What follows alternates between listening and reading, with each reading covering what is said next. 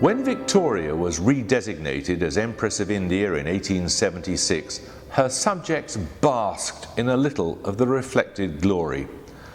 But if they wanted to feel they really were masters of all creation, they just took themselves off for an afternoon at the London Zoo. Here, as the century wore on, the growing numbers of strange animals testified to Britain's increasing domination of the world. The Zoological Society of London, the first of its kind in the world, was an imperial invention, founded by the creator of Singapore, Sir Stamford Raffles, in a marriage between the 19th century thirst for knowledge and the accumulation of British colonies.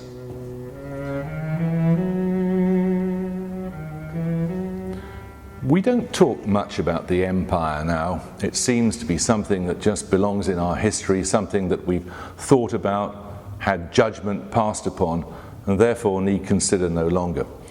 I don't think this will do. My book is about why Britain was seized with this urge to go out and conquer the world, and what that whole business did to us, because I think it still informs many, many aspects of our lives. It's there, for example, in the politics of a Tony Blair or a David Cameron, very obviously when they make decisions about sending troops to Afghanistan or to wars in Africa. But it's there also in the very small detail of our personal lives, the way we deal with one another, the sort of political arrangements we have in this country, the fact that we still have a monarchy. All these things are connected with our imperial identity. And as I say, our imperial identity was something that was the shaping force in our relationship with the world for hundreds of years. And just to pretend that it didn't exist seems to me to get us nowhere at all.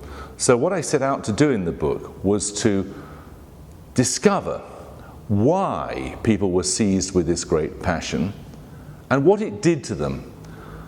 So there are stories about pirates in the Caribbean in the very early stages of empire.